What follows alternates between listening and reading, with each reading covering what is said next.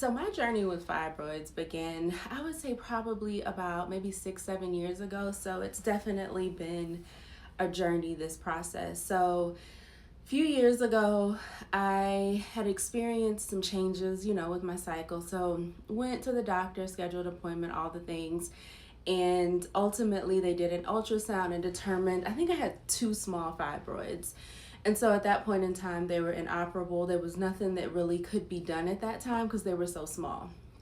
So I would say last year, things really started to change. Like, I started to experience more fatigue. My cycles got even heavier.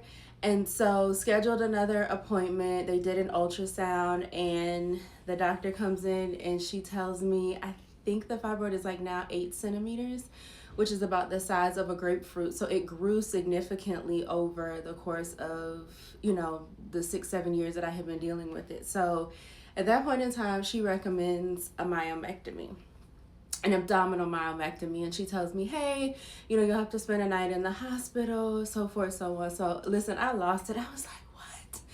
Like, I've had minor surgeries before. I've never had to spend any time in the hospital, even though it's one night. It's still, like mind-boggling. So I was like, okay.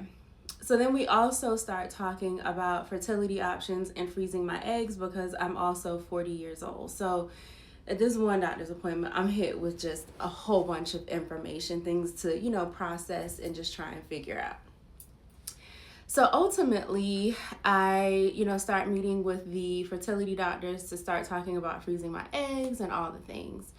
And within that process, they, recommend that maybe I look into, I guess, a less invasive procedure. And so they recommend a list of doctors, and I found one particular doctor in Atlanta, and she does the robotic myomectomy. So I scheduled an appointment with her, went through a series of tests. Yeah, they did a biopsy. I have never experienced so much pain in all the days of my life, but I made it through.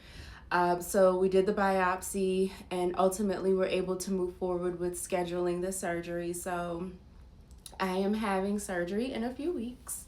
And as of now, I've elected to go with the robotic myomectomy.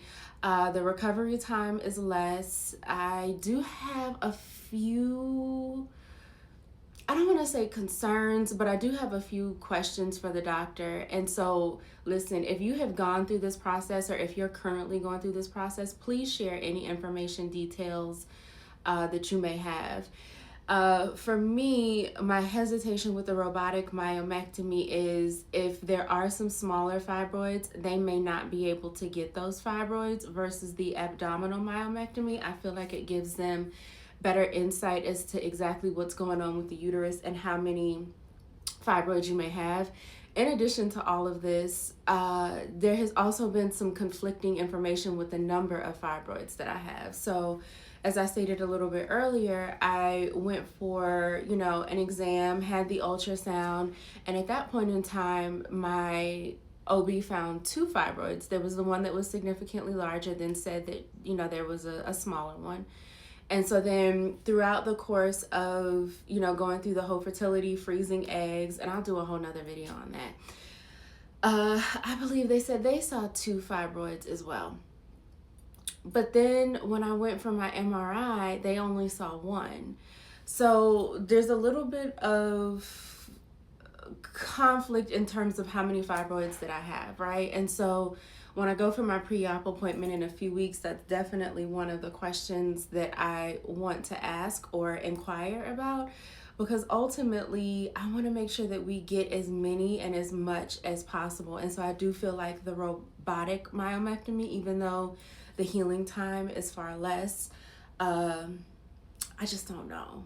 I don't know if it's going to be able to get everything. So as of now, I am scheduled for the robotic myomectomy, but when I go for my pre-op, depending on the response and what we're looking at, I may end up having to switch over to the abdominal, which is not what I want, right? But at the end of the day, I don't want to be back in this same situation in a year or two because fibroids can return. And it's so astounding. 26 million, estimated 26 million women have fibroids. So it is so common.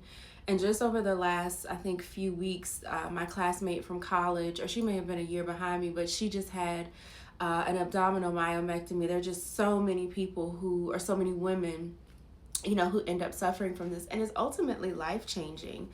I had a trip a few weeks ago or a few months ago with my ex, and we were going to California, and it was around the time that my cycle was coming on.